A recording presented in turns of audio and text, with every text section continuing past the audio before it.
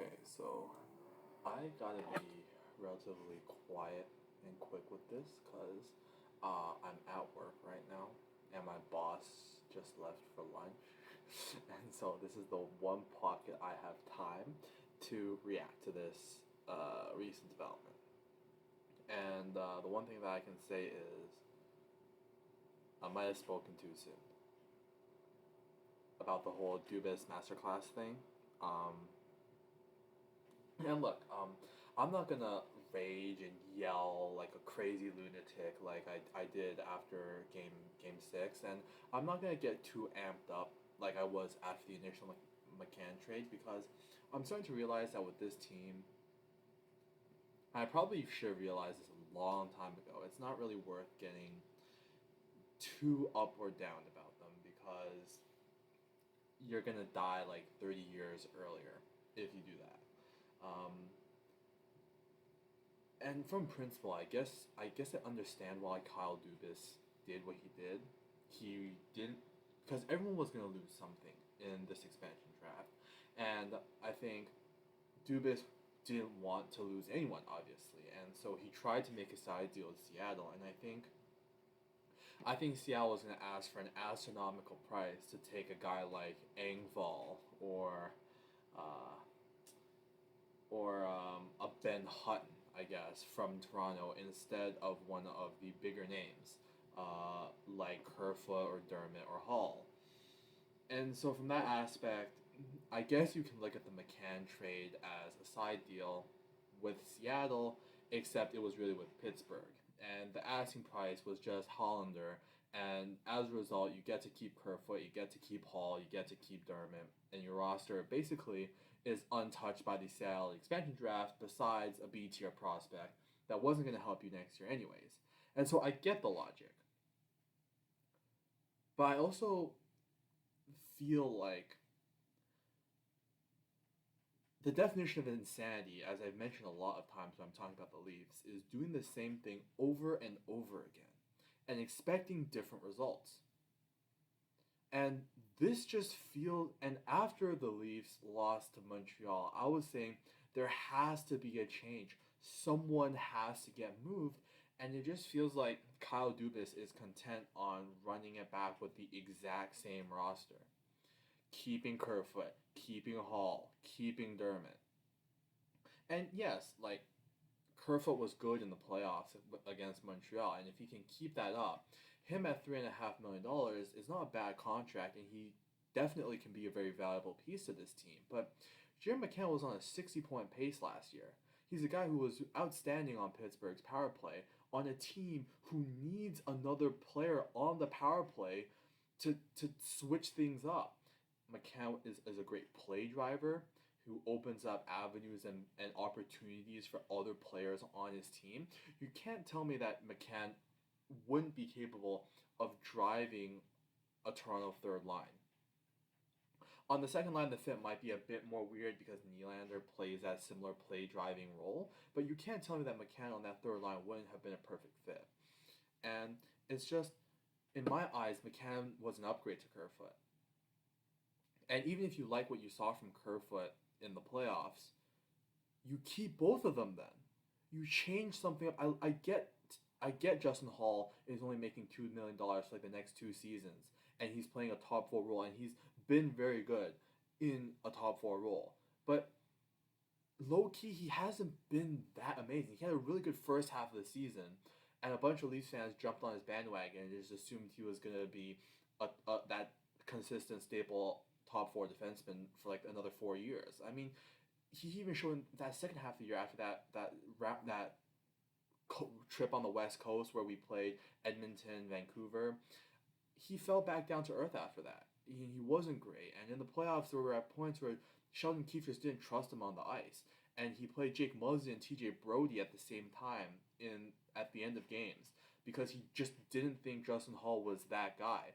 And you're telling me that you chose to protect him over a player like Jared McCann, who legitimately, worst case scenario, could have been your replacement for Zach Hyman, right? I'm not saying McCann is a Zach Hyman, but I think those two, talent level wise, I think they're kind of at least closer in skill set. And McCann only making 2.9 mil would have opened up avenues for Toronto to pursue cheaper options on a, or choose to invest funds in different areas like a goaltender, because who knows if Jack Campbell is going to consistently be what he was last season for us. It allows us to invest in a right-handed shot on the blue line to just further bolster that blue line. It lets us invest in guys in the bottom six, um, like a Nick Foligno, except maybe younger, um, and can bring more to the table offensively. It just all opens up so much more flexibility. Um, if you were able to keep a guy like Kerfoot and Mccann, um, and it just frustrates me because I just can't help but feel like Dubas is just gonna take this exact same roster and give it like a fresh coat of paint and try to pass it off as something new. It's like an EA video game. This is what Kyle Dubas I feel like this offseason is gonna be. It's gonna be NHL 22, where we get the exact same bullshit with a few alterations, and then they try to pass it off and try to sell hope that it's gonna be different this year. And the thing is, I'm not even sure this team is going to get any better because we're losing Zach Hyman. Obviously, I don't think Zach Hyman is worth the $6 to $6.5 million he's going to get over 6 years from some team in free agency. But I do think that the way he plays, there aren't a lot of guys available in free agency that do that. I mean, the only two that I can think of at the moment are probably a Jane Schwartz, because he kind of brings that veteran two-way game, is a bona fide top six option. The other one's Gabriel Landeskog. And if we don't have the money to pay Hyman, I can't see how we would have the money to pay Landeskog, even though we've been linked to him. And Schwartz is a good player, but again, my confidence that we're going to be able to get him is not even that high. And even if we do get him, and we get him at significantly cheaper, he's not going to be making less than what Hyman made last year. Hyman last year was making less than $3 million. You can't get a guy like that for less than $3 million. And so I just felt like a drastic change was needed. I felt like Mccann only making literally what Hyman was making last year was going to be that lateral move where we get to keep Zach Hyman production in a player in Jared Mccann. We keep Kerfoot, and then we invest that $3 million we save from not having to spend it on Zach Hyman, and then we go and spend it on a legit third line, or we go replace Hall, right? Because Hall's making $2 million, you add $3 million, that's $5 million you can spend in free agency on a right hand shot, right? To replace a guy like Justin Hall, who's probably maybe more consistent than Justin Hall is. And it's frustrating. Like, I don't hate the fact that Mccann. That's a lie. I hate the fact that they took Mccann. I feel like I would have probably been less upset if they took Kerfoot, because I do feel like Kerfoot is more replaceable than Mccann is. But I hate the idea that this team is going to be the exact same as it was last year, and there's going to be absolutely zero significant changes being made to this roster to improve it. And I mean, obviously, I have to withhold judgment until the end of the off season. Because I'll be honest, I didn't think we were going to get a guy like TJ Brody last year. I didn't think we were going to be able to get a legit top four defenseman to play with Morgan Riley, and Dubas pleasantly surprised me with that move. But I just can't. It's just I don't have a lot of faith in that right now with our limited cap situation. I think we have $10 million in cap space, and we don't have a first line left wing. We don't have 2/3 of our third line, and we're missing a backup goalie. Or like ideally you want a tandem goalie in case Jack Campbell regresses, right? You can't fit those four positions in $10 million. You just can't.